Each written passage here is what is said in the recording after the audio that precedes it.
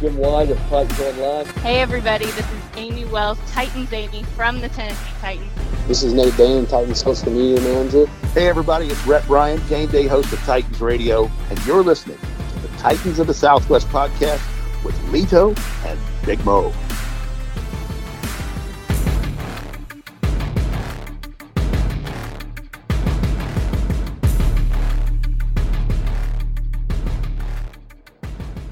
Welcome to another episode of the Titans of the Southwest podcast with your host, Big Mo.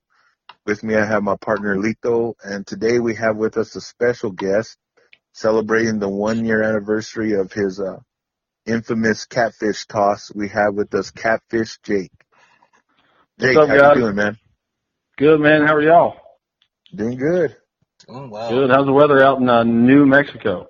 Oh, it's burning where I'm at. I'm in Las Cruces, so we're in the triple digits already, man, and I don't know how it is in Albuquerque, Lito. How's it up there? Man, there's not a cloud in the sky, and it's like a weird kind of humid hot. I don't know. New Mexico's kind of the nexus of the weird weather. Yeah. It's wild out here, man. I don't get it. It's always humid hot here, so we're good and sweaty down here. Yeah, it's so cool. Nashville is weird too. It's like a different kind of hot. Like you would think you would get that kind of hot like in Louisiana or something like that, but you get there and you're just like, what is going on? I mean, it's not as bad as New York. Like I went to New York and I'm just like standing there with my arms out like, Yeah, New York's just gross hot. Down here, it's like somebody put a wool blanket on you all the time. Yeah, it's cozy. I'll say that. There you go. We just got the dry heat down here in my area. I'm more southwest. Yeah, that dry heat, that's how you cook food, ain't it, in the oven? Yeah, well, you could cook eggs on the sidewalk out here, man. That's how hot it is. You can fry some eggs up on the sidewalk. But, yeah, man, for those that don't know, Jake, why don't you tell us a little bit of backstory about, where your nickname came from and just go tell us. Let it roll from there? Yeah. All right, cool, man. So, Catfish Jake. My name is Jacob A. To start out with, so Jake is a common nickname for that, and I just so happened to stuff a catfish in my pants, right down the crotch of my pants, and sneak it into Game 1 of the Stanley Cup Finals last year in Pittsburgh, and toss it on the ice and piss off a whole arena full of Pittsburgh fans, and they try to charge me with 3 crimes. The instrument of crime being the most infamous of those. That's where you see all the T-shirts and all the posters and all the stuff for the instrument of crime. That's where all that came from. So by the time I got back home, it was kind of dubbed Catfish Jake. And it's just stuck ever since. And just being a Pred super fan and a Titan super fan, but, I've been most known for what I did with the Preds there, throwing the catfish, and it spawned a whole movement around here. So tell me, man, when did you make the decision, like, you know what, I'm doing this tonight? I'm tossing the catfish on the ice. Like, what? Walk us through that process, man. So the process was, my wife is from Northeast Ohio. We were going up there for the Memorial Day holiday, and where she's from in Ohio is not even an hour from Pittsburgh. So my boys were playing in Pittsburgh. So I was like, man, if they're playing that close and it's Game 1 of the final, we've never been in the final, I got to go to the game. Yeah. So this is a couple of days beforehand. Then I started thinking, if I go to the game, I got to throw a catfish on the ice. That's our tradition. That will be hilarious. That will piss off everybody in Pittsburgh, and it'll show our boys that Smashville is representing up in Pittsburgh for those guys. So I kind of tossed the idea around with a few buddies of mine, and everybody I mentioned it to, they were like, "You've got to do that. You 100% have to do that." So some of them thought I was kidding. Some of them didn't think I would do it. Went to the store here, got me a nice catfish, drove it all the way up there, and snuck it in, and the rest is kind of history. Once I got through the security, I knew that sucker was going to hit the ice. So, it's all history now. So I gotta ask, man, I told you before, I'm not well versed in like hockey or anything like that. I know they throw hats on the ice for hat trick, which is obviously 3 goals. Right. But what's the significance of a catfish? Like, I still don't understand that. So the catfish here, when we first got the Preds, there's some automotive industry here. So there's a lot of people from Detroit that are around this area. So Detroit's tradition was to throw an octopus on the ice because it had 8 legs, and back when they started, you had to have 8 wins to win the cup. So a lot of Detroit fans would come here, and somebody threw one of the octopus on the ice here. So they called themselves the Pred Wings, just trying to get over on us. So we were like, nah, as a fan base, somebody thought, screw that. We're going to do our own deal. We love to eat fried catfish around here. We love to go catfishing. So we're like, you know what? That's us. That's Southern. That's native to here. We can catch these bad boys all over the place. And you can get some big ones. So somebody threw a catfish on the ice. Tradition was born. That's what we do here now. And just so happens that I was the only one that took it on the road, especially under those circumstances. And that's kind of what blew it up and made it a big deal. Oh, okay.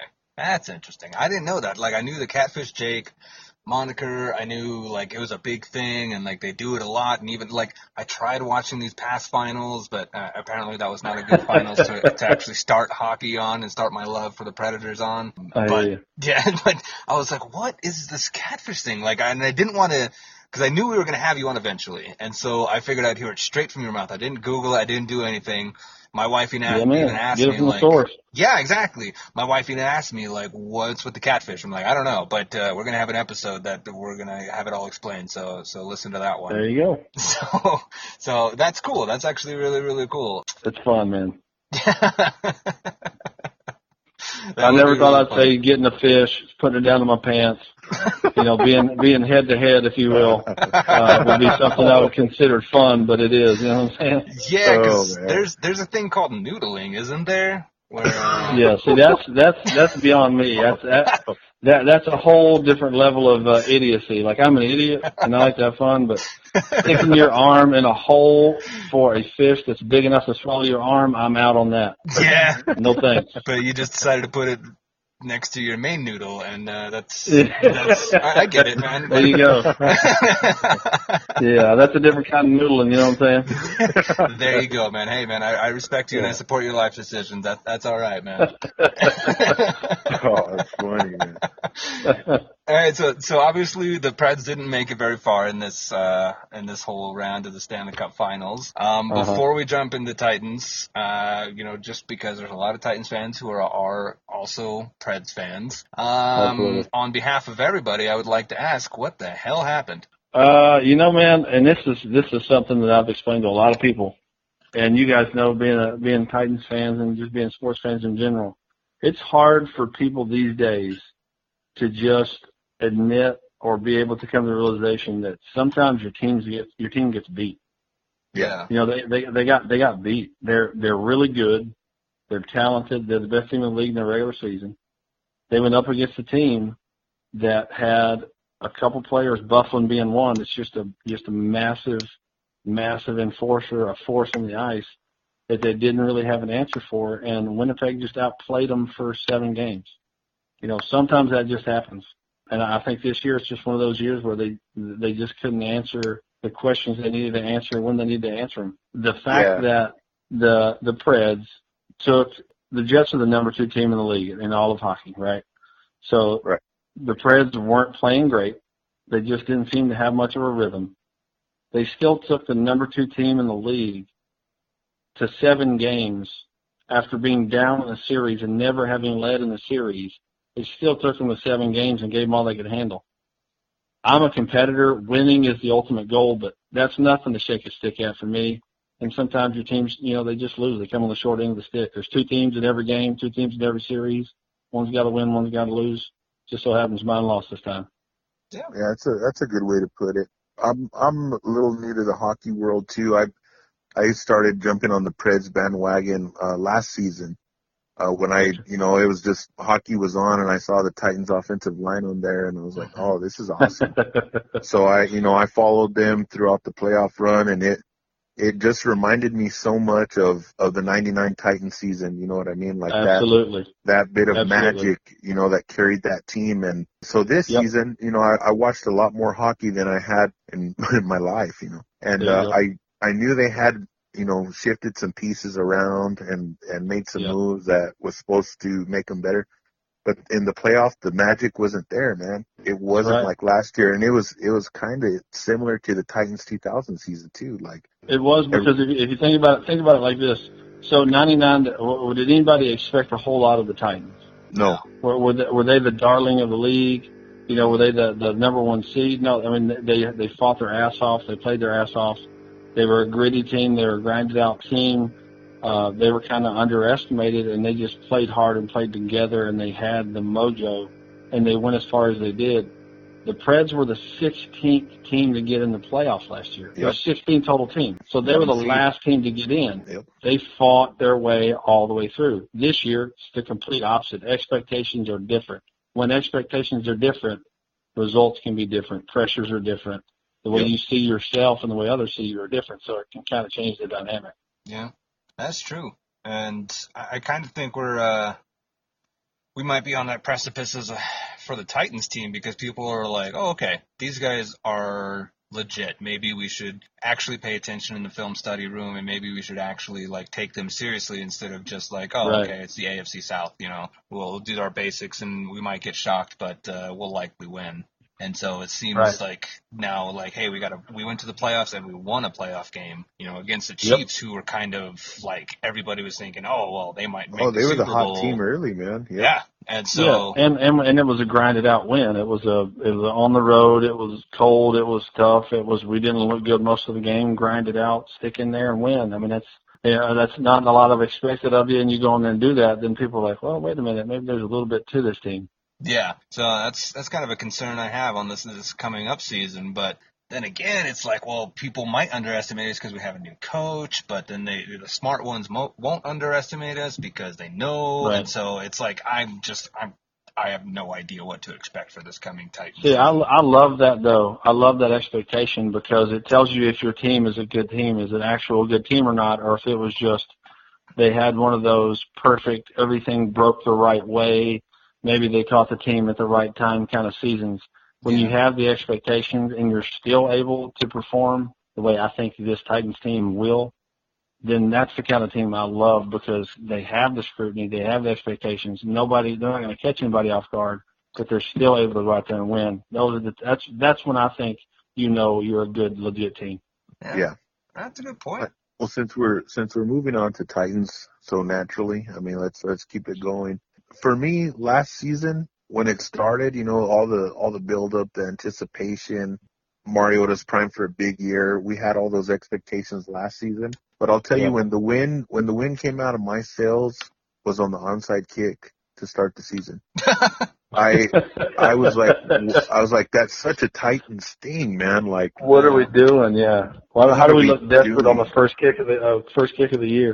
Oh man, it just completely was a lightning bolt into my skull, man. I was like, why would we do that? Why would we set up the Raiders for such great field position? And that was that's where, to me, it's hard to say that that's first play of the year, but I think that's where people instantly started questioning malarkey.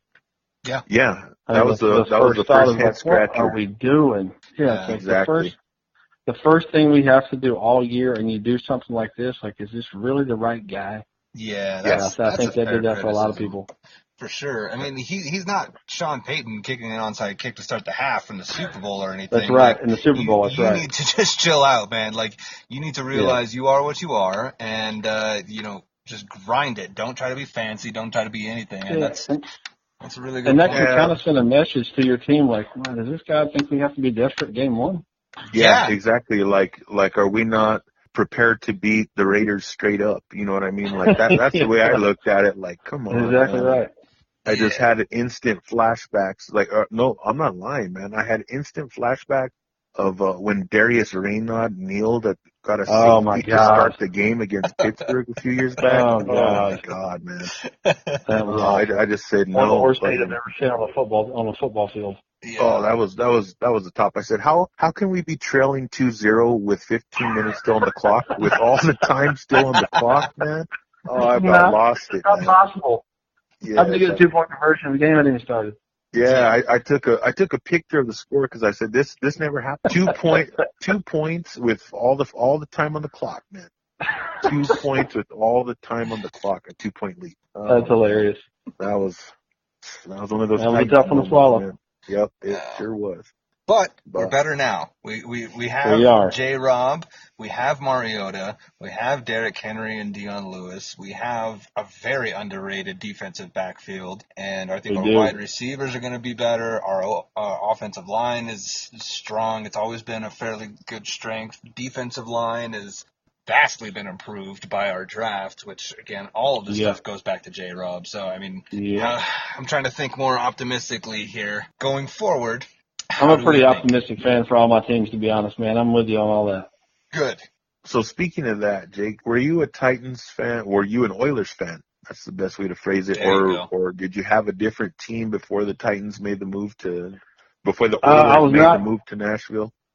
I was not an Oilers fan. I know who they were just from being a lifetime sports fanatic. When I was a kid, this doesn't make any sense because I was born and raised in Nashville.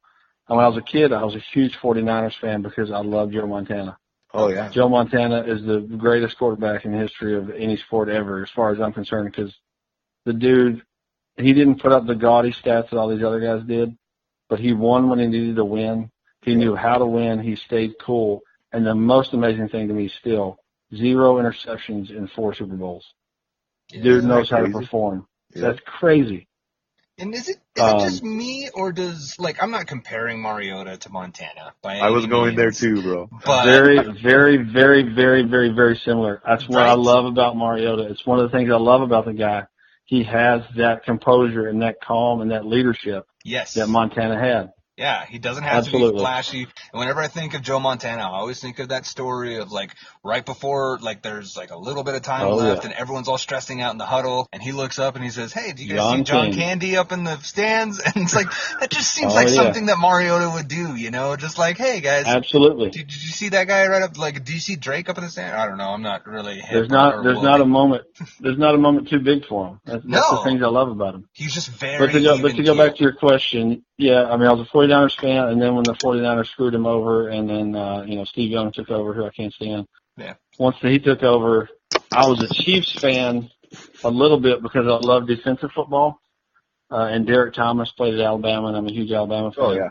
Oh. Derek Thomas and Neil Smith and those guys were kicking butt at Kansas City. So when Montana went to Kansas City, it was a perfect time for me to transition to Kansas City because, like I said, we still didn't have a team here. So he goes to Kansas City. He's successful there. Marcus Allen, Willie Davis, all those guys. And then that kind of led up to he retired. My dad's always been a Falcons fan because it's the only Southern team, so I didn't really have a way to go. And then around that time, we started hearing the rumbles that we were getting the Titans. And once the Titans got here, man, it's been all Titans for me ever since. Oh, okay, that's acceptable. And here's a funny fact for you. For talking about the offensive line, that catfish that Taylor Lewan had at the last game that he was guzzling the beer out of. Oh, that monster! I gave him that monster fish about 2 hours before the game. Oh, wow, man, you're the one. I delivered that to his house. Wow, that's cool. Yeah, that is super cool. Yeah, because I saw that. I think everyone in the sports world saw that. That's awesome. And we were actually, my wife and I were in the suite with those guys that night for the game. We got to hang out with them, and Mariota was in there. And you want to talk about the coolest human being in the world, man? That dude is absolutely the coolest human being in the world. Only in our dreams, Lito. Only in our dreams. I know. I was about to say, I don't know you very well, Jake, and I don't know your life, but I envy you. I envy you so much right now. So just for that alone, you rock. It was crazy, man. That's awesome. So we all know Mariota is great, and we all have a man crush on. Oh, I do at least. I have a man crush on Mariota. I'm not afraid to admit it. That dude is awesome. But Taylor Lewan, so Taylor Lewan seems like such a chill, down to earth kind of big brother kind of type of person. How is he? Yeah. I gotta ask, man. He's awesome, man. He is what you think he'd be. He's a cool dude. He's a live wire. He's always carrying on some fun shit. Those guys together as a group, all those guys, the whole offensive line, those dudes, Conklin, Klein, all those guys were up there that night, just hanging out with those guys. I wasn't fanboying out on them because I can't stand when people do that. I was just kind of hanging out, and you get to see how they are, and they're like us, man. They're just dudes. They like to have a good time. But for what they are and for who they are, Lawan he's huge in person. He's a massive dude, but he's cool as it gets. He's funny. They just like to have a good time. They're young guys. They're hellacious athletes. They're great football players. So, I mean, they're just a bunch of good dudes, man. I loved it. I know. I remember when Taylor Lewan got drafted, I was watching the drafts with my dad, and he's a big Steelers fan, like huge Steelers fan, like way back. And he was quiet, and I was like, "Oh, well, who do you want?" And he was like, "I want Taylor Lewan." And I'm like, "Who is that?" And he was like, "An offensive tackle out of Michigan. He's just a mean sucker, and he plays." He's nasty, man. Yeah, and I was like, "Oh, okay." And then like Titans come on the board, and then we draft Taylor Lewan, and I look at my dad, and he was almost disappointed with me. And it's just, I was just happy. I was like, "You said he's good. Like, awesome. Thanks. I appreciate that." And yeah, it was he just is, man. a funny kind of moment. I love him because, I mean, you can see that in his eyes, even in personal field, that like he's fun, he's a great dude. But if you mess with him, or somebody he cares about, he's gonna straighten you out real quick, and that's the way he is on the field with Mariota. That's one of the reasons I love the dude. Yeah. But yeah, I mean, he's a cool dude, man. So do you think his loyalty, or not loyalty, I guess, but, it's no secret that him and Mettenberger were really close whenever Mettenberger was here. Right. Do you think that was just purely based off of, like, their action off the field, and now he's got Mariota and he sees how much of a leader he is, and, like, he connects with him in kind of a different way? Like, it seems like that relationship is stronger than the one he had with Met, and even though he was going to bat for Met back in the day. I think him and Met are probably still pretty tight. I actually went to a fundraiser they had here, that he hosted here for the Houston flood victims, and Met was there, and they seemed like they were still pretty tight then. But I mean, I think it's twofold. I think he and Mettenberger were tight because that was his quarterback. He had his back, and they're both young guys, and they're both, I think, similar personality-wise. So they're probably still boys, if I had to guess. Yeah. But I think Marcus brings people to him in a different way. Yeah. Marcus is such a phenomenal human being and a phenomenal athlete and a quarterback, and he leads. He's the kind of guy that makes you, and I played with a couple guys like this, just in stuff that I played when I was younger, the kind of guy that you didn't want to let him down because he put in the work, and he was so humble, and it wasn't fake humble. It was like if you messed up or you let him get hit or you let him down, like you took that personally. I think that's a kind of a different thing that he and Marcus have going on. You put it really well. I think he's just Marcus is just naturally like inspirational, as not to sound corny, but just like he's such a good dude. That's not corny if it's true. Yeah, he's such a good dude. I mean, from what we see, you've actually met the guy up close, like so genuine, so he absolutely is. I'll tell you a story about the guy that'll tell you. I mean, that'll blow your mind about how genuine he is if you got a few minutes. Oh yeah. Go for it. We're in the suite for the Preds game or whatever. We're hanging out, and my wife was kind of giggly, and then I was like, look, don't fangirl out. We're just having a good time. They're regular people, blah blah blah. So Marcus is standing there. I introduce myself.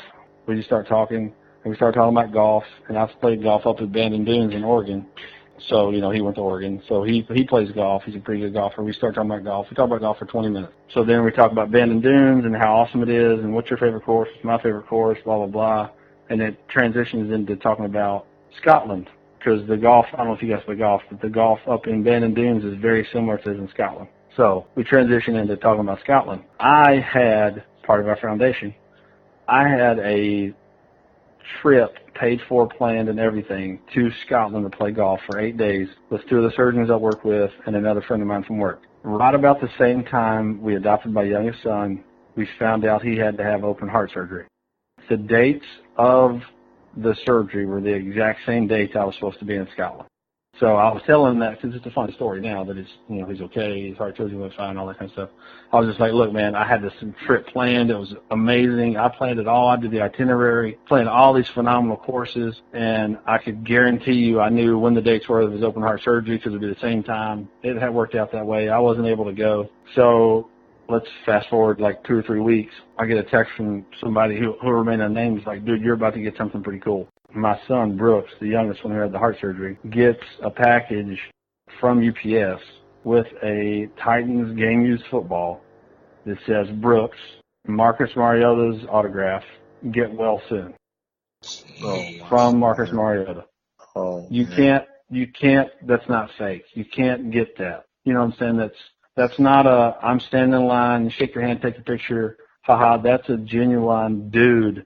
That's the reason Taylor Lewan tried to kill Richard Sherman last year. That's you know what I'm saying? That's the guy that makes you go after people if you mess with him. Yep. Yeah. Oh, That's, wow. That's why he's legit. Yeah, and it seems like he's got a really big spot for charities and for stuff like that. Just humanity in general. Humanity. He's just one of those people, man. That stuff that's right makes sense to him, and he just seems to gravitate towards that and do the right things. I mean, how can you not love someone like that? I have no idea. I have no idea. I don't care if Falk ends up being the next Brady with the 199th and he comes in after Mariota gets hurt. I don't care. Nashville will always be behind Mariota just because he is that dude, you know? He's just I love like sports. that. Sports. I always have loved sports. I've played every sport you can play. I'm a huge fan. All of that. But humanity, human beings, and humility trumps all that stuff. So when you got a guy like Marcus, I'll be a fan of his for as long as he's alive on this earth. I'll be a fan of his. Yep. Wow. Same, man. And you mentioned a foundation. I want to kind of get into that if you have some time. Yes. You know, I want to kind of peel back that and see. You know, obviously you said it hit close to home because it was your son that was kind of sparked everything. I kind of if you have time, or if you can, just kind of tell me and tell everybody that listens, you know, what's going on, what can we do, kind of thing, you know. Absolutely, man. I'd love to. So after the silly stunt that I pulled up in Pittsburgh, when I came back home, there was just a couple little places around here that did these little charitable kind of money-raising endeavors for the Nolensville Roundup. I live in a town called Nolensville. It's just south of Nashville. So we were able to raise $7,500 for – I'm on the board of a charity called the Last Minute Toy Store in Nashville. We give Christmas gifts to over 5,000 kids a year who wouldn't have them otherwise. So we were able to raise $7,500 for those two charities in no time, just based off this silly stunt. We sold some of these funny posters. We sold some T-shirts. And seeing that, we just kind of got the idea. You know, my wife and I were just talking, and I was like, you know, what if this is our avenue? What if this is our sign or calling? Or is this God smacking us over the head going, look, I've given you a way to help people, so go do it. Go help people. It's to a fish. You know, it's silly, it's goofy, but it's not the first time he's done stuff to a fish. You know what I'm saying? So what if this is the way to do it? So we just kind of started kicking it around. It's like, all right, so what have we experienced and what could we do? Who do we want to help? How do we do this? There's been so many people who've been paramount and helpful in us doing this. So our inspirations for this were my youngest son, Brooks, is 4 now. We adopted him right out of the delivery room. We knew that he might have a heart murmur, which a lot of people have heart murmurs. It's not a huge deal. So we took him for his 2-week checkup and found out he had a condition called tetralogy of Fallot. It's a combination of 4 congenital heart defects, and he had to have open heart surgery when he was 3 months old to correct his heart. I'd never been through anything like that. That's a huge deal. It's a trying time. It's a tough time. It's a stressful time. It's all those kind of things, you know, when it's your kid. I think you guys have kids. Is that right? We have both of us actually just added our second additions to our family. So there you go. So you understand. I mean, when your kid has a cold, it sucks. Oh yeah. Because you just can't make it go away. So this was my first experience with anything like this. So we started thinking about, we've been through that. It's a big deal. It actually takes a lot of kids' lives every year, heart defects. How can we help in something that we have experience with and in ways that we know how to help? So part of the foundation, we started the Catfish Jake Foundation. It's online at www.catfishjake.org. We're raising money for children and families going through processes of congenital heart defects because it's financially trying. We know we've been there. It's emotionally trying. We know we've been there. And we're just going to try to help support them in any way we can. The second part of it is my mom was an addict for most of my life, and she ended up overdosing and dying from her addictions 8 years ago.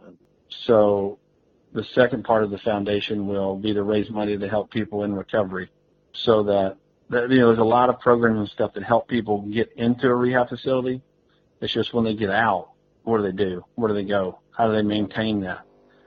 She was able to go through a rehab at one point, but once she was out, it kind of rekindled it, ended up taking her life. So second part of it is that we're going to reach out to the local, it's called Cumberland Heights here, rehab facility and a couple other places to help people after they've completed their rehab to help their recovery and sustain that. Just because from my personal experiences with my mom, I've got some ideas behind that, and it's near and dear to me. So the third part is a friend of mine passed away 2 months ago in a single car accident on a really foggy road. Just happened to roll his vehicle over and it killed him. We're going to start a musical. He was a great musician. He was a bassist. Played bass at our church, actually. So we're going to start a musical scholarship in his name, and his wife and his daughter will have an application process, and his wife and his daughter will be picking the person who receives it each year. So that's what our foundation is basically about. And the goal is to also have a little bit of money on hand so that if something locally happens, like a family here locally just had their whole house burned down and lost everything they owned, so we could, write them a check or send them a gift card for $500 or $1,000 to help them get clothes or food or hotel or whatever, just try to help as much as we can. So trying to do all that through the Goofy Fish thing, man, and hopefully that's what we can do. We're having an event and a party in Nashville June 29th and a golf tournament June the 30th. It's all online there. If anybody wants to sign up, you can donate online. You can just check out what we're about. I don't expect anybody to give their money to something they don't know about, so check it out. See if it's something you're interested in. If it is, we'd love for you to be a part of it. That's really great, man. And it's one of those things where, again, it's just humanity, like, coming into play, like Mo said, we both have newborns, essentially. Mine's 2 months, almost 3 months. I think Mo, yours is about 2 months right now. About 2 months. Congratulations to both of you, man. That's awesome. Yeah, thanks. Appreciate that. And so, I couldn't even imagine going what you guys went through. That would just be... That's wild, man. Yeah, so this is one of those things, guys, where, if you're listening, and if any of those things kind of struck a nerve with you, I know the addiction part struck a nerve with me, myself, and obviously the child thing, the baby thing. It's one of those things, just go online, check it out, and like you said, just do some research on it. There's a lot of charities that are a little shisty, I guess you could say, but this one is one that it seems like, do your research on it. Go to catfishjake.org, and if you can, it's a registered, it's a legit, it's 501c3. We got an IRS approval. It's tracked. It's everything. It's not a take the money and run type thing. It's a legit deal. So just check it out. Yeah, we're talking to the source here, so. Yeah, exactly. It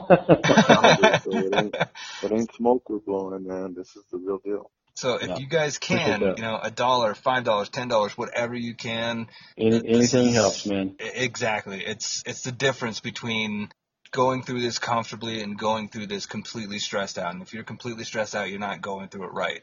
Just any little thing. So, for those of you listening, if you can, if you're compelled, if you do the research and you can, it's a soda on your way home from work.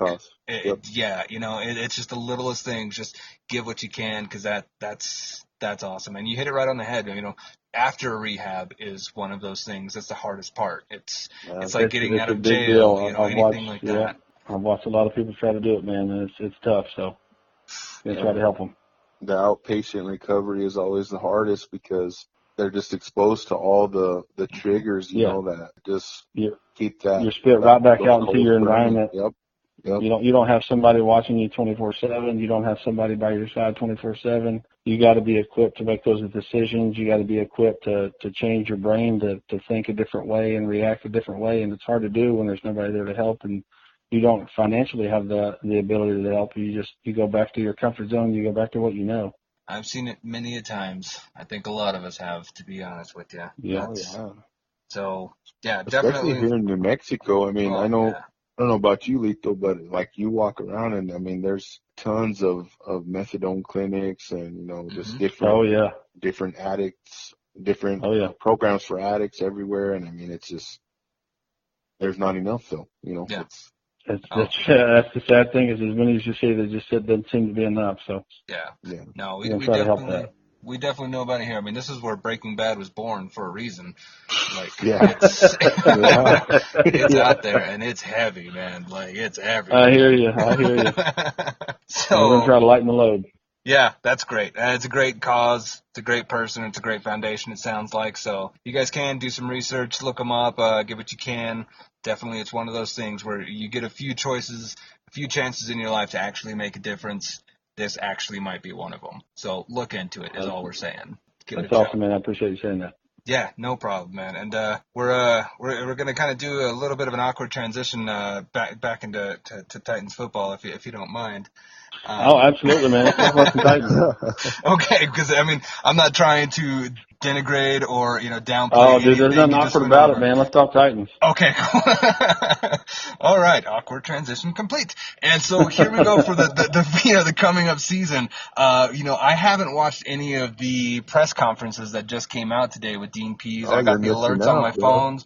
Well, I was training someone all day long, so I didn't have a chance to yet. But if you guys have, if there's anything new, I know Antoine Woods got signed by the Cowboys, which is bummer. I don't really. It's one of those things. It's the Cowboys. But let's kind of look forward, as we all should. Just look forward. Well, here's what I got for you. Looking forward to me. I'm a defensive guy, so I love defense. I've always played defense in every aspect of every sport I ever played. Defense was what I loved and what I was good at. So Rashaan Evans is a stud. I'm a Bama fan. I got to watch the kid play. He is an absolute stud. He's what we've needed for a long time to be able to cover somebody out of the backfield, and he can run with a tight end. I think he's going to be paramount. But I heard something awesome today about Kevin Byard. I think it was Dean Pease was saying how, they give him the stuff to take home to study, and they come back in. But he said that Byard comes back in so far ahead of what they're even supposed to be studying, asking him questions about stuff they haven't even covered yet, and they're not even going to cover for a couple of days or haven't installed. That's the kind of stuff I love hearing, especially out of a guy like Byard. I mean, you got with the additions that we brought in this year with Butler. I mean, that dude's a stud. Him playing with Logan Ryan, who he's comfortable with, who he played with already in New England, and having Byard back there. I mean, I'm as excited as I've been a long time about this defense. I love Jarrell. I love Honor, Landry, Rashaan Evans. I mean, and to be honest, Vrabel is the coach. Fires me up defensively all the way around, but defensively too, because I know he'll be paying more attention. He'll be hands-on out there with those guys, and that dude was a stud in his own right. But I mean, that's what gets me excited. And I saw on like a random video, the Alabama radio announcer was saying, when you look back in history of all great defense or linebackers through Alabama history, Rashaan Evans will be listed among them. Is that true, or was he just kind of building it up a little bit? Like, I genuinely don't know, 'cause I don't watch. I think it's a little bit of both. The reason it's not, I'll start there. The reason it's not is because he was a starter for 1 year, and that's not a knock on him. The guys he was starting behind are all playing starting middle linebackers right now in the league. I mean, he was behind C.J. Mosley. He's behind guys that were just Reuben Foster. I mean, he's behind guys that are studs, and now he's a stud. What he did do while he was waiting was train himself and learn and become a phenomenal pass rusher off the edge. He would come in on third downs, and, dude, when I say he got after the quarterback, he got after the quarterback. They could not stop that guy.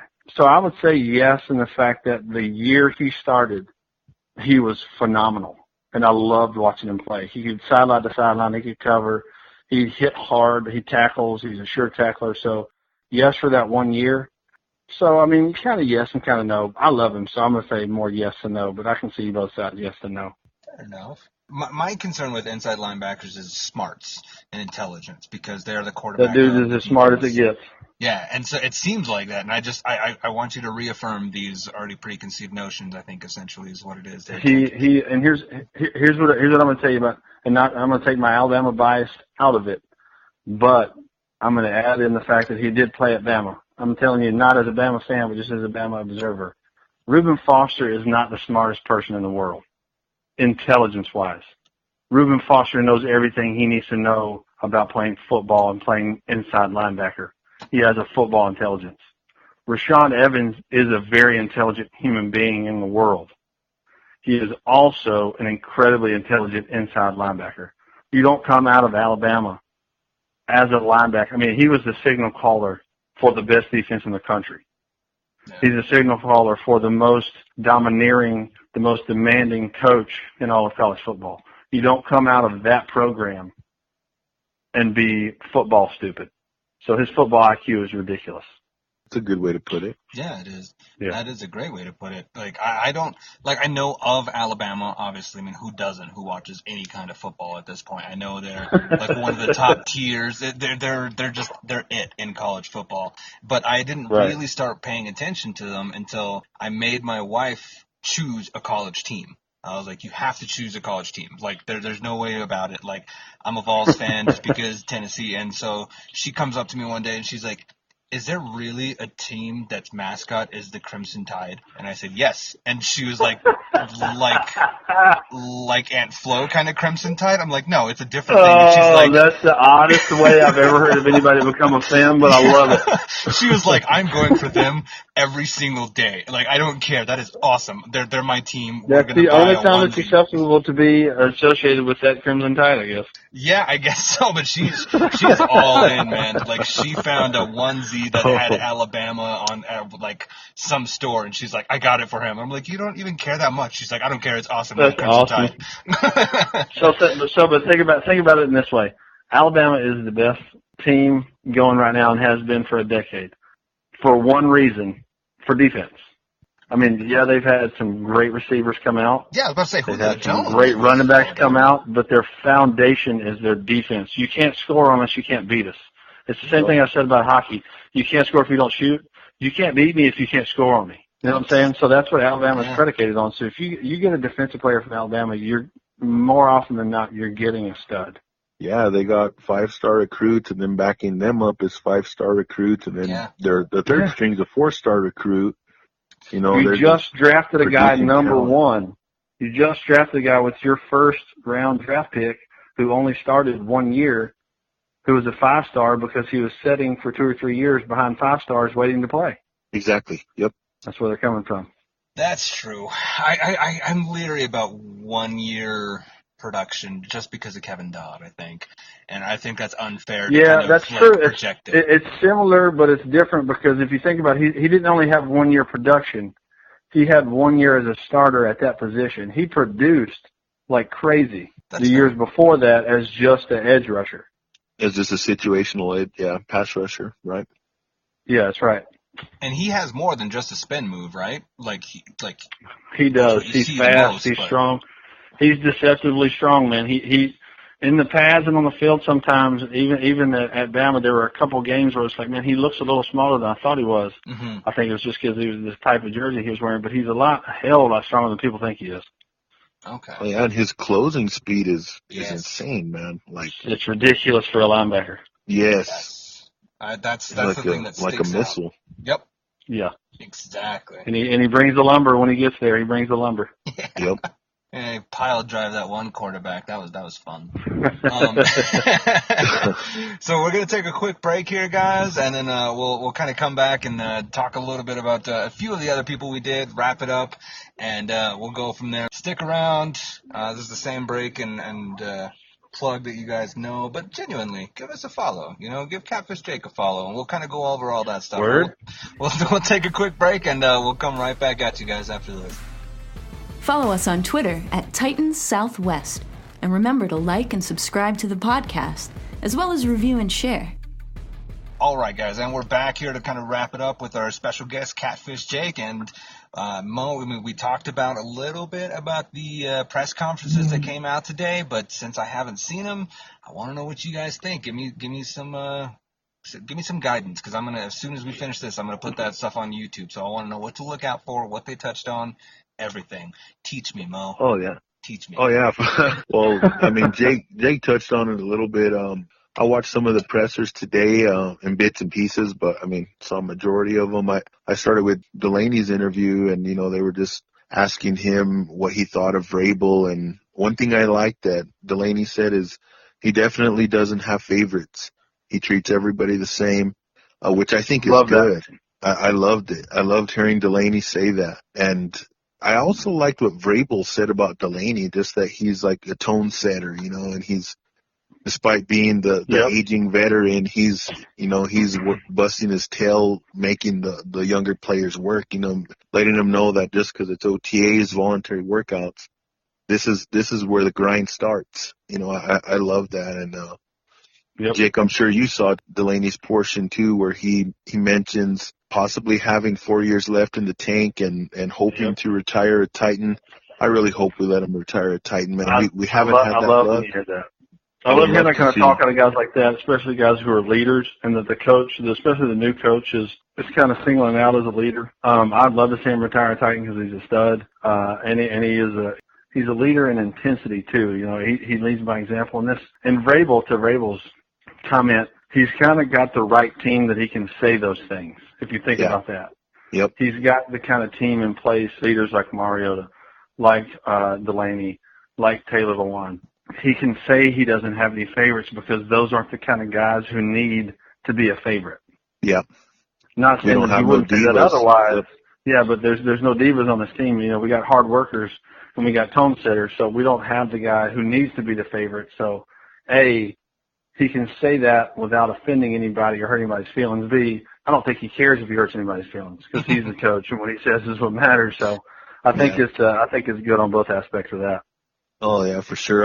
I like Dean Pease' segment too because he kind of echoed what we've been hearing or what we heard from Delaney, that there's no favorite by simply saying, you know, I'm pleased with everybody right now. I'm not gonna sit up here and say, you know, so and so did worse and, you know, he needs to improve, but I'm also not gonna toot anybody's horn either and say they overly impressed. You know, they're about where they need to be, and he'll make the adjustments he needs to make for the defense with the personnel they have. I really love that, man. I like him. I'm the same way, dude. We're on the same wavelength. I like not singling people out one way or another. A, because it's OTAs, and it's June, or it's almost June, you know, so it doesn't really matter right now.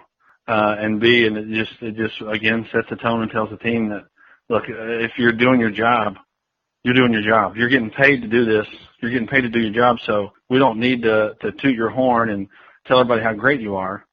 If you're not doing your job, we're also not grinding you into the ground. We're going to help coach you up to get to do your job. So you're here to do what you're supposed to do, what you're supposed to do, and everybody's good to go. You know, we're not going to – it's like graduating. To me, they call it graduating 8th grade. You pass 8th grade. You don't graduate the 8th grade. You graduate high school. Yeah. You graduate college. When you leave the 8th grade, you go to the 9th grade. You don't get a celebration. You don't get a graduation. You do what you're supposed to do. You know, I feel like that's the way this coaching staff is. It's like, all right, well, look, you're doing a good job. You're doing what you're supposed to do. Yeah, I'm not going to throw a parade for you doing what you're supposed to do. So exactly, and I love that, man. And to fast forward a little bit to Vrabel's presser, I mean, he started it with a bang, man, taking a dig at PK right off the bat, like, you know what I mean? Yeah, he said the first words out of his mouth was, "Did everybody miss Paul?" or something to that effect. Because I guess it was Paul's first. Paul was on vacation last week. Yeah, he was on vacation, and then it just set the tone, man. I was watching the live stream, and I even commented right before that happened. I put Vrabel's media press conference roast in 3, 2, 1, and right off the gate, man, he said that, and I said, "Yep, here we go." And it was cool, man. And I mean, that's funny. It was a typical Vrabel press conference. He, you know, didn't give too much and didn't share too much outside of what we can expect. Touched a little bit on the playbook. I think he's doing a good job with that as far as he's not being, because I think there for just a minute for me, he was towing the line of being a little too Tom Coughlin from early on, where he was just kind of tone deaf. I was worried he would do that, but he does a great job of being the right amount of, I'm not going to give you anything, I'm going to control everything, and then give you a little bit. Yes. You know what I mean? I love, and I'm an old school guy. I didn't like rah-rah coaches. I never had a coach that I really liked patting me on the back to me did a good job. I liked coaches that were up my ass. Yeah. They were yelling at me. No matter how good or bad you were doing, I like coaches that were getting on me. So guys like him I like, because I think you're a totalitarian. You're in control. It's your team, so you being in control of everything makes sense to me. Exactly. An interesting part, Jake, if you caught it in Vrabel's little press part, was when he mentioned somebody questioned him like as to whether the veterans need to shoulder the responsibility of mentoring the young players, and just quick-witted. He just said, that's not their job to be mentoring. If they see a player that they like how they're working and grinding and they want to take them under their wing, that's on them. But as far as I'm concerned, the coaches have to be the ones coaching the players, not the veterans coaching the players. I love that, man. That's just I mean, that made me love Vrabel that much more, just because he's being accountable. He's being accountable, and he's sending. And if you think about it, he's sending a subtle message to his veterans and to the players, like, look, they don't have to do that if they don't want to. Yep. That's up to them. They don't have to take these young guys under the wing. And I think what he's telling them is, some of these guys need to take some of these young guys under the wing, but I'm not going to tell them to do that. I want to see which veterans are leaders, which veterans do step out and help this guy or help that guy. They don't have to by any means. Yeah. Our coaches are here to do that. We're going to coach them. That's what we're here for. We're going to do that. We're expected to do that. I think in a way he's kind of showing, like, who is going to step out and do what we don't expect of them and is going to reach out to these young guys and help them. I think that had like 3 different meanings in why he was saying that, and I love that. Well, exactly. What's really cool and what's really interesting in this whole dynamic is that Jarrell Casey was on NFL Live or something like that talking exactly about this particular scenario, where he actually said that he thought it was on the veterans and they should be mentoring the rookies and the young guys because they're all a team, and if somebody goes out, no matter who it is, we want to make sure that they're set up. And so it seems like that may be kind of either Jarrell Casey just has a really good PR script kind of down, or he's genuinely feeling like that, which I kind of think I'm leaning towards that he genuinely feels like that. And so it seems like he's going to do it, which is great because our top 2 picks were all defensive linemen, or both defensive linemen. Right. And so that's a perfect person to do that. And plus he just got a big contract. He's going to be here for a long time. Like, he's not going anywhere. Right. And so he's going to get these people like up and ready to go. And he has got the perfect mentality to it. Delaney Walker. And think about this as a coach. I mean, if you've got guys out there saying that and saying that they're basically disagreeing with you, then you're perfect. You're money. You're where you want to be. You're in a win-win. Mm-hmm. You can say you don't expect it out of these guys, knowing that you have guys that are going to do this anyway. Yeah. Yep. So I mean, that's a win-win. That's house money for him. That's for dang sure. Yeah, I think Vrabel's great. I think he's the perfect person because, like you guys said, there's a great combination of veteran, strong leadership and young bucks kind of coming up. And I mean, he's not on the Belichickian level or anything like that, but he's definitely not handing out participation trophies. Like, that's exactly right. You're coming here to work, and and once he's got God willing, a couple of Super Bowls under his belt with us, then maybe he might reach that level. But I think it was a good kind of mixture and good mentor to him to be in that New England system, and now he's got a GM who understands that New England system. I see nothing but green pastures ahead, and maybe it's just because I choose to see it, but I'm with you. I love Vrabel. Yeah, perfect. So what else happened in those conferences? Was there anything like Mariota? Did they touch on? They had to have touched on that. Was LaFleur interviewed? Like crack an egg of knowledge all over me here, buddy. No, not that I saw, man. It was they were pretty short and sweet, real concise, and not wanting to give too much out yet. Some tried to poke and prod about with Pease about the scheme that he's running with the personnel, but he didn't give any information out. They're keeping secrets, man. You know what I mean? They're not going to leak out too much because they have a plan in place, clearly. But now that you mentioned Mariota, this is going to be a big year for him. It should be. No knee brace. That's a big news. Having a full off season to not rehab a leg injury, to actually play football and concentrate on football, and to be at OTAs and healthy. Yeah, it's gonna and huge. Finally having a quarterback coach. Yeah, you're installing an offense, not installing a new bone in your leg. I mean, that's huge. That's a big difference. Yeah. That's true. It's a good way to put it. And I know whenever he first got the knee brace, he said he was going to wear it for the foreseeable future. And I did see the one where he's like, I feel more comfortable with it off, but if I need it, like, he seems to be smart about it. Like, if he starts feeling a twinge, it doesn't seem like he'll, not wear it.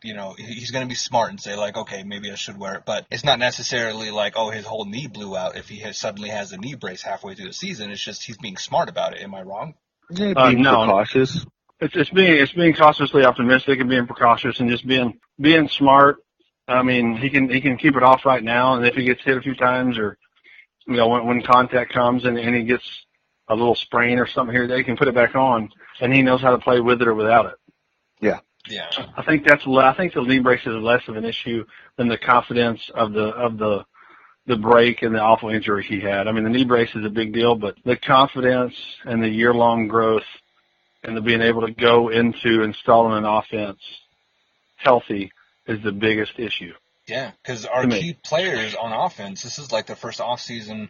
I mean, we got Davis who's dealing with hamstrings and everything, and all the draft. And the draft is huge. Like, people don't understand, like, that's just a whole process that brings you right up to the butt of, okay, now you're a professional. Now go play professionally. It's like, what? Like, you don't get anything. And so with Davis and Mariota, both of his off seasons prior, he's always been hurt. And now these people have a whole entire off seasons to do things the right way. Here's your playbook, learn it, study it. Okay, here's OTAs, learn this, study this, and like they can do it the correct way without having to ride around on a golf cart or a little cart or anything, worrying about their actual health. Now they can just get into the system, and that's good because LaFleur seems like he's about 10 or maybe 100 times more better than Robisky, or I would say. And that's an understatement, even, man. Infinitely. He's light years ahead of Robisky. I was trying to be nice, but yes, okay, so he's light years ahead of Robisky. Yeah. And so now they have a complete offseason to learn it. There's not going to be Davis will actually clear out the whole section, so whenever they throw to Delaney Walker, it's not going to be intercepted by Marcus Peters in the corner of the end zone on a freaking playoff game. Little things like that. I'm still bitter about that. I love Davis, but I'm still a little bitter about that. But like, it seems like those little things will be more finely tuned, and I'm loving it. That's the excitement, man. You gotta iron out all the wrinkles, man, and I think we got the coaching staff that's going to do just that. We got new key personnel at key spots, being rookies and free agents that we brought in. I mean, the arrow's clearly pointing up. It's a positive vibe in Titans Nation. I mean, there's a lot of optimism, man, and the foundation is set, and you can't do anything without a foundation. You can't build a house without a foundation. I don't care how nice the roof is. You got the greatest roof in the world. You can't build it without a foundation.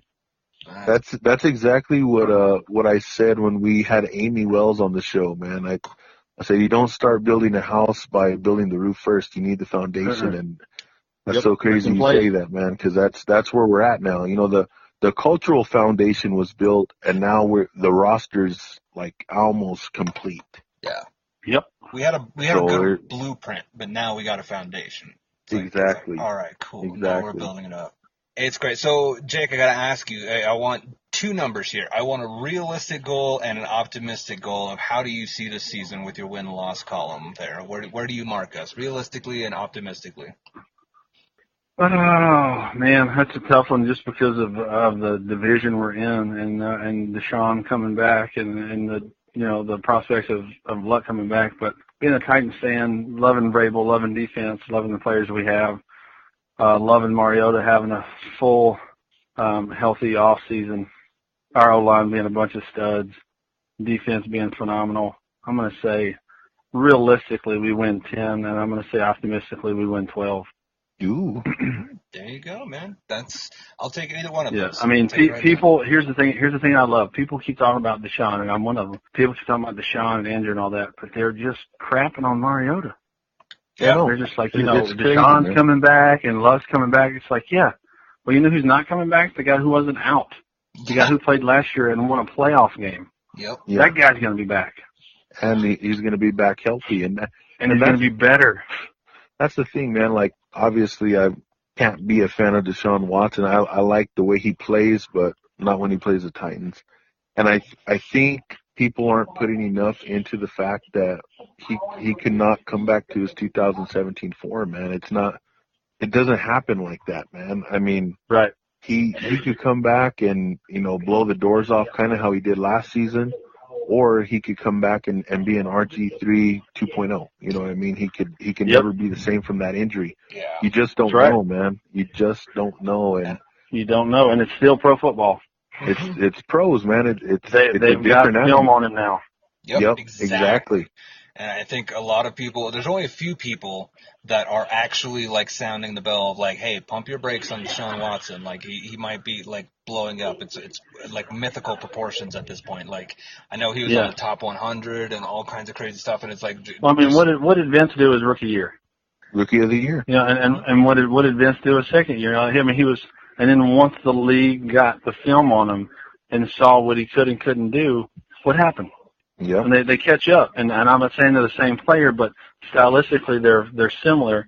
So, you know, pro coaches are really good. Pro defenses are really good. They find out what you do and what you don't do, and they're going to try to make you do what you don't do. We haven't seen how he responds to that yet. And if you look at any Harold Landry or Sean Evans highlights, they're all sacking Deshaun Watson. And it's beautiful. And honor Landry. Honor Landry. Yeah. I'm sorry. Yeah. Honor Landry. They're all just lighting him up because there's speed on the edge, you know, and that's where he kind of flourishes, is those broken plays, and he makes some room. And so we got speed on the edge, and it seems like we'll be able to kind of maintain it. And Rashawn Evans with his smarts going toe-to-toe with Luck, that should be interesting, even though he hasn't thrown a ball in a year and a half. You know, it is what it is. But I feel good. I kind of feel the same. I'm 10-6. I think that would be definitely a win for us overall. No matter like how it plays out in the playoffs, obviously we want the best. But 10-6, that's where I'm at. That's where my bar is at. So I agree on that. Well, I'm 11-5. That's where I stand. And, I mean, I like it. I like it too, man. I think 11 games is realistic. Lito, I mean, I know he thinks I'm being a little too optimistic. But, I think it's absolutely realistic. I mean, it's one or two bounces this way or that way. Yeah, it's one or two calls by the ref in the Miami game. Oh yeah, exactly, man. Or if you got a quarterback in the Miami game, they can break a window pane. Oh, Shots fired. I love it. Yeah, I mean, if you think about it, man, we were just 4 games away last year from being 13-3. Like we should have we should have beat San Fran. We lost in the last minute. We should have beat the Cardinals. We should have beat the Dolphins, and we should have beat the Rams. We had them, and then Then we decided to let I can't even think of his name. Oh, Bryce McCain. We decided to let him cover Cooper Kupp. Oh, and you know, that was a genius idea. Yeah, put that in the bad idea club. Yeah. Oh man. So the way I see it, with a bad coaching staff running the archaic style offense, and we still almost pulled it off. Like I'm with you. I'm there. I'm buying it. I'm there. Yeah, I'll buy that. I'll definitely buy into that. That sounds good. I mean, still a nice little Eskimo, man. I'm buying it. I've said it before, man. You know, Wisenhunt showed what a team can do purely on heart. Now we have heart and scheme, because the scheme just wasn't there. It was like we talked about before, onside kick on the opening kickoff, like really. Yeah. And then Bryce McCain covering Cooper Kupp, like really, like just little stuff like that was just like, this is just not a decision that a good coach would make. And we're noticing that from the couch in our living room or in the stands. So like, get a good coach in there, get a veteran coach in there or on the defense, and a smart coach in there on the offense, and then a leader as head coach. Man, like, we're not going to be making stupid decisions. I really, if we make stupid decisions, we won't make them twice. That's for dang sure. So Jake, as we wrap it up, man, I mean, Lito and myself, we're going to try to coordinate a trip up to Nashville to catch a game this year, man. We'd love to have a beer with you, man, when we get down there. Absolutely. Let me know when you're here, man. I'd love to. That'd be awesome. I'm down for a game anytime. Yeah, we're going to have a lot of beers. We're going to have a beer. Hey, there's a Catfish beer here. There's a Turtle Anarchy. There's a brewery here. They have a Catfish beer named after me, so we can get on much of that as you need. Oh, sweet. You should have told us that. Like, we're definitely getting an Uber home after that. We're from New Mexico, man. We're from New Mexico, where beer's like water here. So. Oh, yeah. There you go. And it's not just Corona either. I'll say that. We've got breweries everywhere. Real beer, real breweries. Real beers, real breweries, everything. It's absolutely amazing. So, yeah, brewery with Catfish Jake on it, man, we're there. But, like, even if we can't meet up, like, we're going to make our way there to find that beer, and we're going to drink it, and we're going to toast to you. And we got beer appointments with a lot of people now, and we're just going to add you to that list. Bring it on, man. If not, send me your address. I'll see if I can get some to Mexico. Oh, man. Snap. There Yeah, you go. no. We'll definitely do that. I'm going to send you that text, and Mo will send you that text. No, we love brews out here, so that works for us, man. Definitely. We appreciate it. Man. And we appreciate you coming on, man. Just telling us your story, telling us about the foundation, how you came to be. Thanks for having me on, man. Oh, it's such a blast, man. And had a good time, man. Yeah, thank y'all. It's been awesome. So, guys, we're going to wrap it up here, and make sure to give Catfish Jake a follow on Twitter. What's your Twitter handle there, Jake? What do we got? I think it's at Jacob DeVerl. You want to spell that for me? Because I don't know. Yeah, it's I think it's at Jacob DeVerl, DeVeral, or Jake DeVerl, one of those two. I don't even know. It's bad. I don't even know my own Twitter handle. That's all right. We'll link it in the description of the show, so no worries. There you go. We'll put that down there. Give him a follow. He's a great member of Tennessee and Nashville sports in general. Got a great foundation for so many good causes, and he's a great Titans fan. Yeah, catfishjake.org. Go there, research it, look at it, do what you can. I mean, I understand that there's a lot of people that are always asking, like, hey, dude, just contribute to what you can. But, guys, really, it's, instead of stopping for that drink on the way into work, maybe just pass by and send that $2.50, that $5, that $10, whatever, because it's a good cause. It really, really is. And I can almost guarantee that every one of us has been touched by either a baby that needs surgery or rehab or just wanting to contribute to the arts and the music. Like, look it up, research it, and do what you can. That's all we ask. Just do what you can. Because we're appreciate it, guys. I really appreciate you guys plugging it like that. Yeah, it's a good thing, man. It really, really is, and it's humanity at its finest. Humans helping humans, and that's what we love. Yep. So we're gonna wrap it up there, guys. We appreciate you tuning in, and Jake, thanks again for coming in. Mo, we will catch you on this next one, and we'll put out an episode here soon, kind of wrapping up. It's a slow season, but we're gonna find interesting stuff to talk about. So I don't know any other way to end it, but tighten up. Tighten up. Tighten up.